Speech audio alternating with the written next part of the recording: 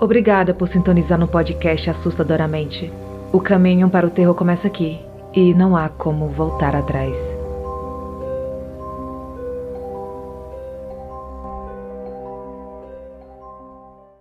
A casa antiga do sítio.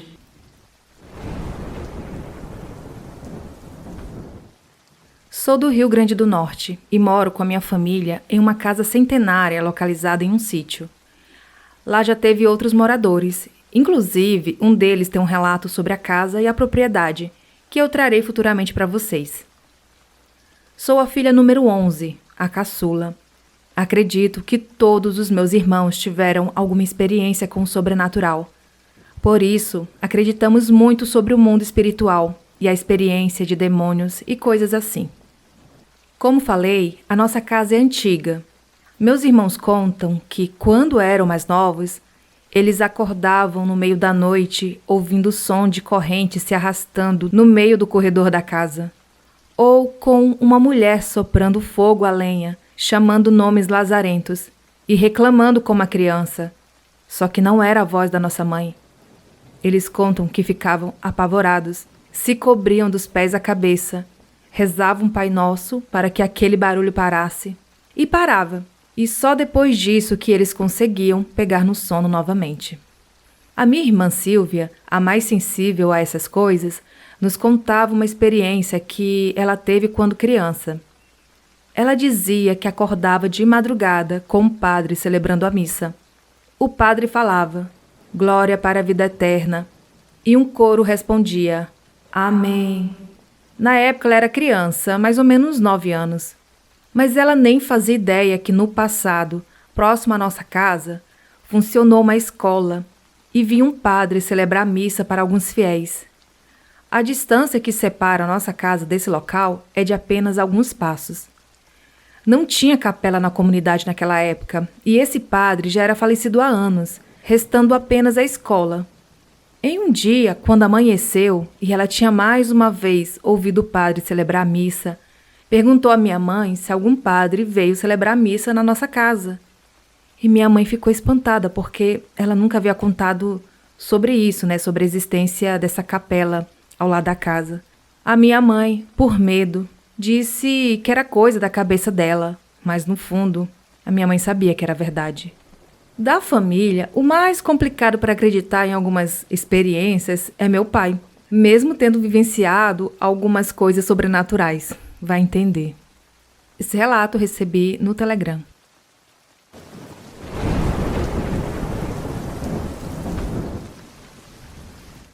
A Casa Estranha.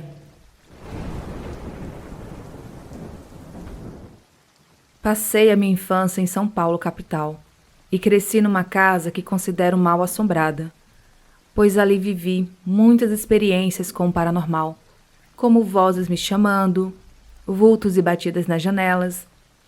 A casa foi construída pelo meu pai antes de eu nascer e morei ali até os meus 17 anos. Certa vez eu havia acabado de chegar da escola. Estava sozinho e meu gato estava no meu colo, quando ele fixou o olhar para o canto da parede e foi seguindo algo com os olhos.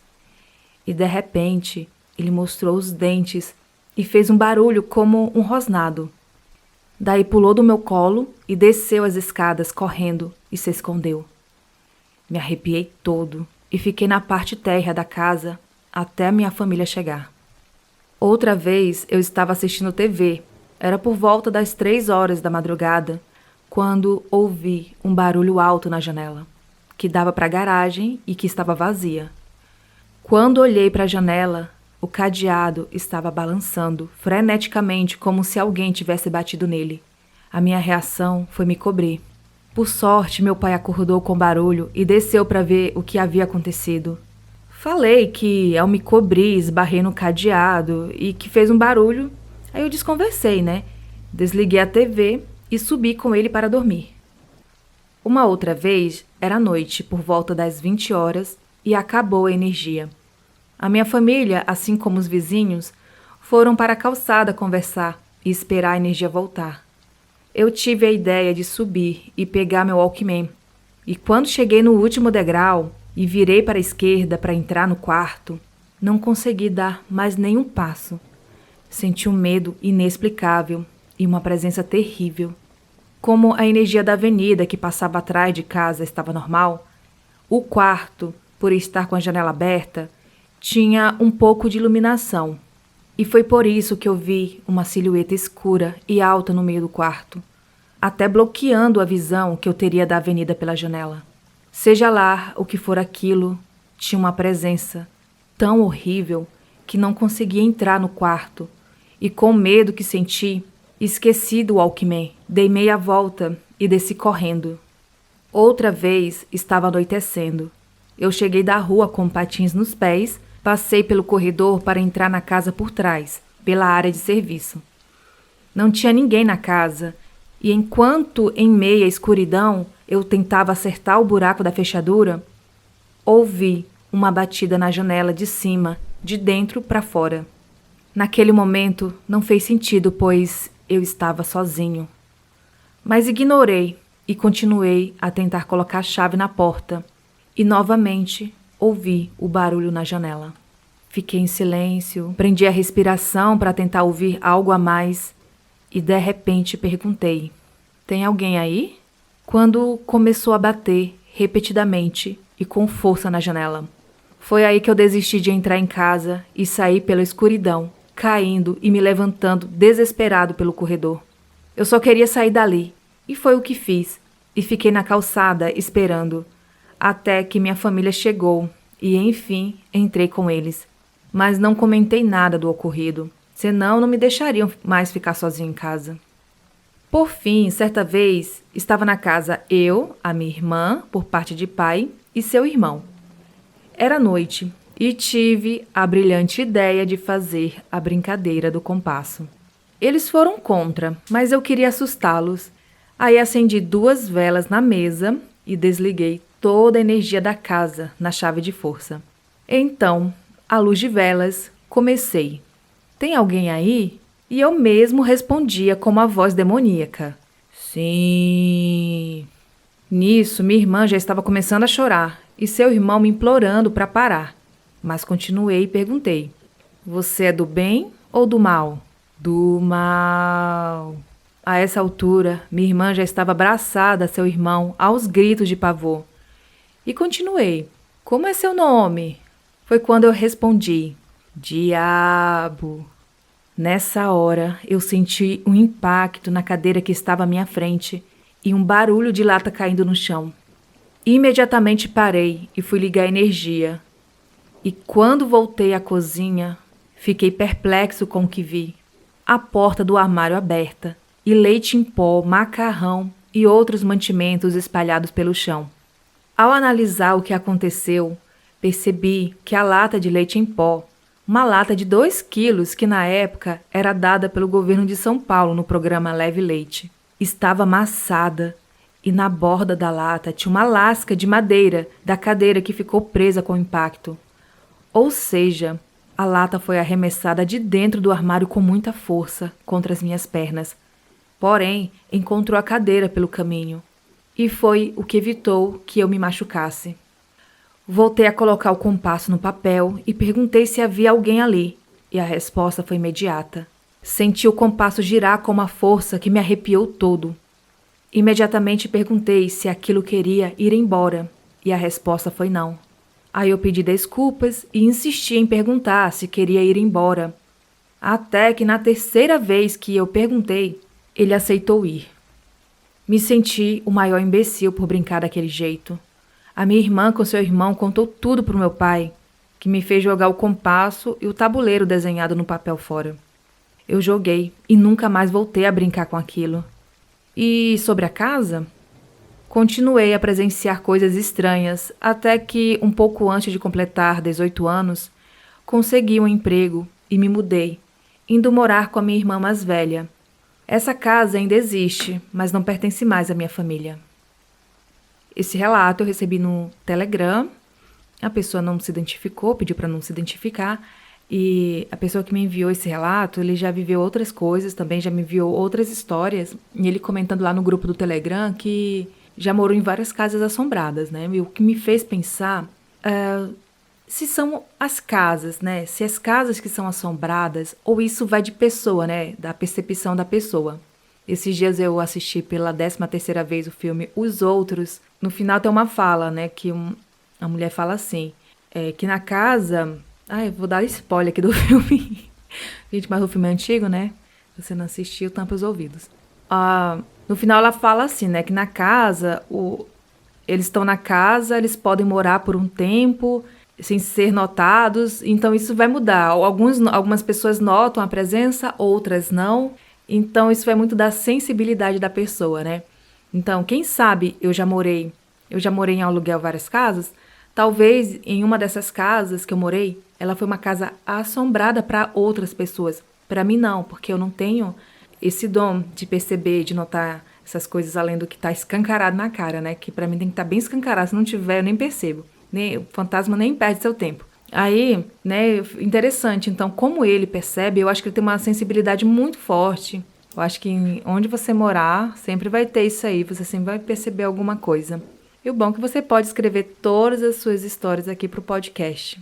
São histórias muito boas. Muito obrigada por enviar.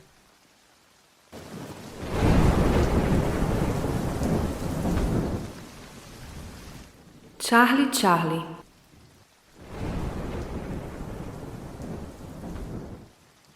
Meu nome é Lucas, sou de Manaus, Amazonas.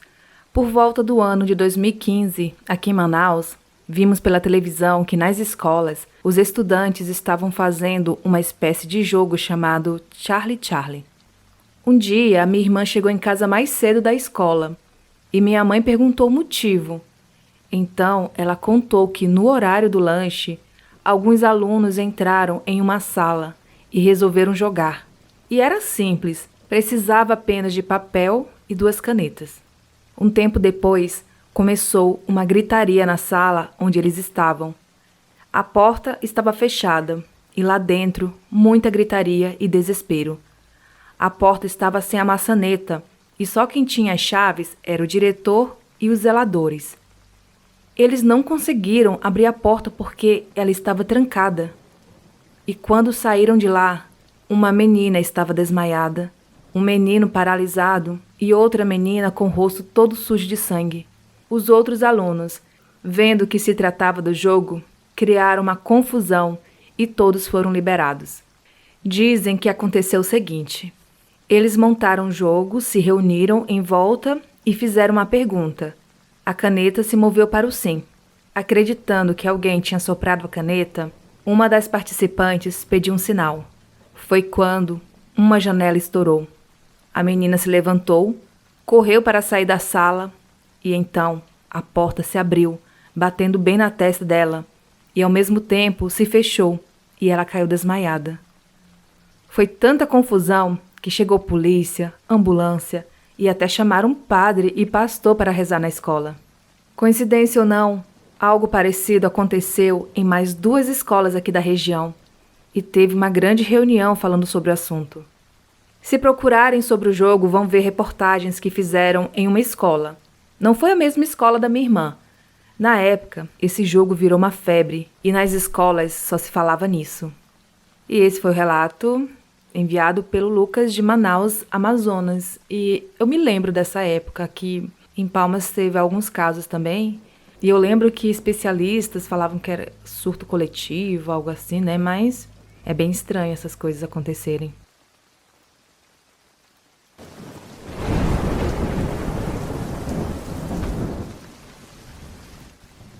Mulheres fantasmas.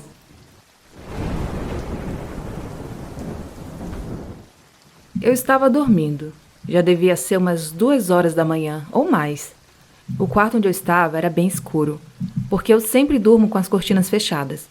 Esse quarto é da minha irmã, mas como ela havia viajado, eu estava dormindo lá. Ou seja, eu estava sozinha em casa. Na frente da cama de casal tinha um guarda-roupas com espelho e ao lado tinha uma escrivaninha. Eu estava dormindo pesado quando, de repente, senti que meus olhos estavam se abrindo. Eu não queria, mas eu não conseguia controlar aquela força que fazia minhas pálpebras se moverem. Ainda não consigo dizer se aquilo foi um sonho ou realidade, mas parecia tão, mas tão real e assustador. Na frente do guarda-roupa estavam 2 mulheres. Elas usavam roupas claras, eram magras, tinham cabelos longos e pareciam fantasmas. Não sei explicar muito bem, mas elas piscavam como as imagens de uma televisão antiga. Sabe quando a imagem fica cortando? Era mais ou menos assim. Mas elas não eram coloridas, eram apenas em preto e branco. As mulheres não se mexeram em nenhuma direção, nem se deslocaram dali. Eu também não conseguia me mexer. Estava como em uma paralisia do sono. Mas no meu pensamento comecei a repreender em oração. Eu sentia medo, mas ao mesmo tempo eu estava tranquila. De repente, elas sumiram e eu, imediatamente, senti meu corpo desligando e voltei a dormir. Não sei o que aquelas mulheres eram, nem o que elas queriam me dizer. A minha irmã ouvia gritos durante a sua infância. Talvez tenham sido espíritos revoltados porque eu estava dormindo em um local onde eu não deveria estar. Vai saber. Espero nunca mais vê-las. Esse relato aconteceu com a Bruna e foi enviado pelo Gabriel de Salvador, na Bahia.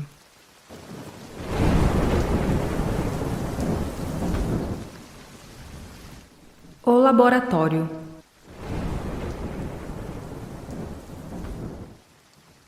Eu trabalhei num laboratório de anatomia patológica, bem conhecido na região. O ambiente era ótimo, até chegarmos na ala de peças, onde se guarda as partes de cirurgia, seja remoção de tumor ou amputação de membros. Quando chegávamos na porta dessa ala, o ambiente ficava pesado. Parecia que estávamos carregando alguma coisa nas costas. Certo dia, eu estava na sala, sozinha e tranquila, realizando a coloração de umas lâminas, e comecei a ouvir sussurros, risadinhas baixas e conversas na sala de peças. Parecia ter umas 3 pessoas conversando. Pensei que fossem as moças da limpeza, que sempre iam para lá fazer a ronda. Então fui lá na sala, bem empolgada, falando alto. E aí, o que as dondocas estão fuxicando? Quero participar. Quando abri a porta, não havia ninguém. E o som de conversa simplesmente parou. Fiquei pálida e saí pasma dando passos para trás. Nesse mesmo trabalho, fiz amizade com uma profissional que abria os órgãos para investigar. E em todo o plantão que ela estava, a porta do setor se abria. Ouvíamos passos que pareciam ser de uma pessoa arrastando o pé, sabe? Esses passos iam na direção das peças, em seguida na direção da mesa de dissecação e dava a volta até a porta, que se fechava sozinha. Com o tempo, até nos acostumamos com isso. Enquanto eu trabalhava nesse lugar, eu chegava em casa com uma dor nas costas e encurvada, corcunda mesmo, e com algo apertando meu peito. Depois que fui embora desse trabalho e conversei com a sogra da minha prima, que é espírita kardecista, ela disse que eu estava com alguns encostos. Ela me orientou a não só sair do trabalho, o que eu já havia feito, como me deu uma receita de um banho ritualístico e uma oração. Acontecimentos sobrenaturais. Quando eu tinha por volta de 8 anos, eu estava sozinha em casa brincando. O meu olhar periférico captou o que parecia ser uma criança me olhando escondido. Eu olhei para trás e a criança se escondeu. Daí, ela olhou novamente e se escondeu. Até que, num momento, eu olhei fixamente e pedi que ela parasse. Ela olhou pela última vez e parou. Eu não senti medo algum, mas anos depois eu me perguntava o que era aquela criança, visto que eu era a única da casa. A coisa mais louca que me ocorreu foi quando eu era adolescente, e me arrepio só de lembrar. Eu estava dormindo no meu quarto e do nada eu acordei na madrugada e tinha algo, eu não sei o que era, eu não tenho como descrever, mas era uma coisa totalmente preta, sem rosto, meio simbiótica, andando de 4 e vindo em minha direção, bem na minha frente. Eu dei um pulo da cama, um pulo tão rápido, e como que um jato, eu fui parar no corredor. Fiquei umas meia hora até chamar meu pai. Chamei ele e disse que tinha um cachorro no quarto. Eu não sabia o que era. Detalhe que eu tinha uma cachorra que dormia na garagem, no andar de baixo, mas era tudo trancado. Só depois que meu pai fez uma vistoria no quarto que voltei a dormir. E esses relatos foram enviados pela Sofia, de São Paulo.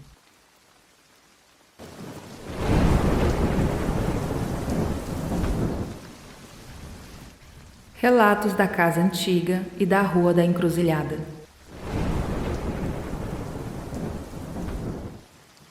Eu nunca tive mediunidade, mas minha irmã e minha mãe são fortemente médiuns. A minha mãe vê e ouve coisas. A minha irmã vê e sente. É uma característica da família. Minha avó era mãe de santo. A família sempre teve questões relativas a aparições de espíritos e a aproximação com entidades. Os relatos que tenho aqui são de como meus familiares se relacionam com essas coisas inexplicáveis.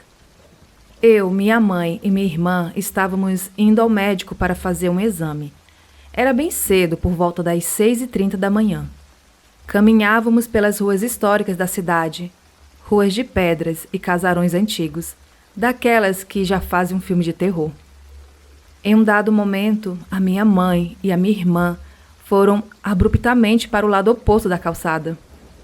Fiquei sem entender. A minha mãe me puxou e ela tinha um olhar fixo para a esquina da rua. Lá formava uma encruzilhada. A minha irmã ficou pálida e tinha os olhos arregalados. As duas permaneceram em silêncio, paradas e olhando fixamente para a rua. Sem entender nada, questionei o que havia acontecido. A minha mãe apenas disse para esperarmos até ele passar. Não entendi muito bem, mas fiquei parada na calçada. Num dado momento, a minha mãe apressou o passo e seguimos a rua passando pelo canto para o qual ela estava fixamente olhando. Chegando em casa, a minha mãe explicou que havia visto uma coisa. Era algo vestido de roupas pretas rasgadas. Era alto e magro e estava flutuando pela rua. A cara dele era um grande vazio e seus dedos eram compridos. A coisa estava parada na encruzilhada, olhando para a gente. Curiosamente, minha irmã, em outro momento, relatou exatamente as mesmas características que minha mãe havia dado sobre a coisa. Ela contou que não conseguia gritar, mas que aquela coisa havia nos visto e ela pensou que viria em nossa direção. A coisa, por outro lado, flutuou, passando próximo de onde a gente estava. Relato 2.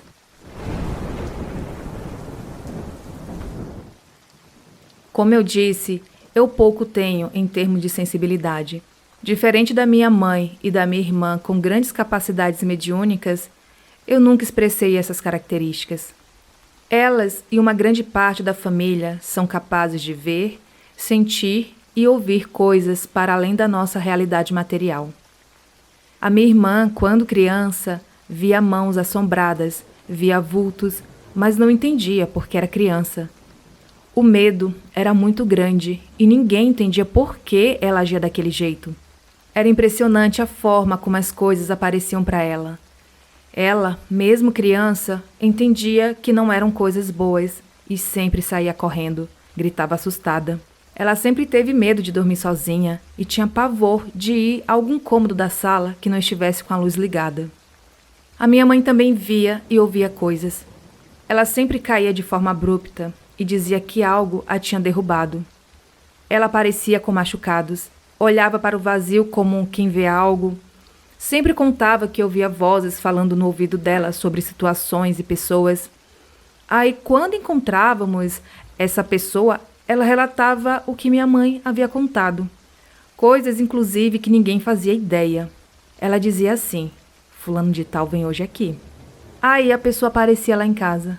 Diversas situações que eu não entendia como a minha mãe sabia das coisas sem que alguém tivesse contado.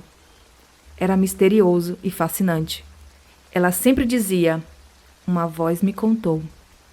A casa onde moramos, inclusive, eu apelidei ela de Casa Mal-Assombrada. Uma daquelas casas históricas reformadas que guardam coisas velhas dentro de si. Ela tem alma de coisa antiga, mesmo tendo sido demolida e construída outra no lugar. Ela é um prato cheio para essas aparições. Frequentemente, a minha mãe e minha irmã falam sobre aparições de pessoas, de coisas, vozes e vultos que elas frequentemente veem. Eu nunca nem ouvi nada. A minha casa tem um porão. Sim, tal qual o filme americano. Existe um porão que somente meu pai vai. Ele guarda objetos de reforma e também quinquilharias. Minha mãe relata que houve corrida de cavalos pelo porão. Eles relincham e correm. E isso tudo durante a madrugada. Minha irmã também os ouve. E o mais incrível foi que um dia o vizinho contou que passou dias ouvindo sons de cavalo correndo e que esse som parecia vir da nossa casa. Ele imaginou que alguém estava correndo pela casa. Ele contou isso, mas não sabia que minha mãe e a minha irmã também ouviam. Eu fiquei com muito medo da situação. No quintal do fundo existe um grande terreno. Ele pertence a um seminário e é cuidado pelos padres locais. Lá existem árvores de todos os tipos, pés de abacate, também coqueiros, mangueiras. Lá também existe um poço antigo, desativado, mas com água dentro ainda. Um dia, meu pai resolveu ir até lá para coletar abacates e encontrou o poço, que estava coberto por tapumes. Resolveu abrir e olhar lá dentro. Ele contou que ficou durante várias noites sem dormir, lembrando da sensação de ter olhado para aquele poço. Hoje em dia, ele está lacrado e ninguém tem mais acesso. A minha mãe e minha irmã, por diversas vezes, relataram que ouviram sons de coisas caindo dentro da água, como se tivessem sido jogadas dentro do poço. A minha irmã também relata que vê pessoas olhando pela janela. Ela nunca deixa cadeiras dentro do quarto, pois ela afirma que, se deixar, ela encontra uma pessoa sentada na cadeira, olhando para ela. Ela mantém sempre as cortinas e a porta do quarto sempre fechadas. Isso evita que coisas que passam pelo corredor causem sustos nela. A casa tem um longo corredor que dá medo aos desavisados. Ela tem várias janelas e foi construída antes de 1900. Meu pai modificou grande parte, mas ela ainda carrega um ar de coisa antiga e misteriosa. E esse relato eu recebi no e-mail, foi enviado por uma pessoa que eu não sei se pode mencionar o nome, que ela não pediu, então eu não vou mencionar, mas muito obrigada por enviar suas histórias.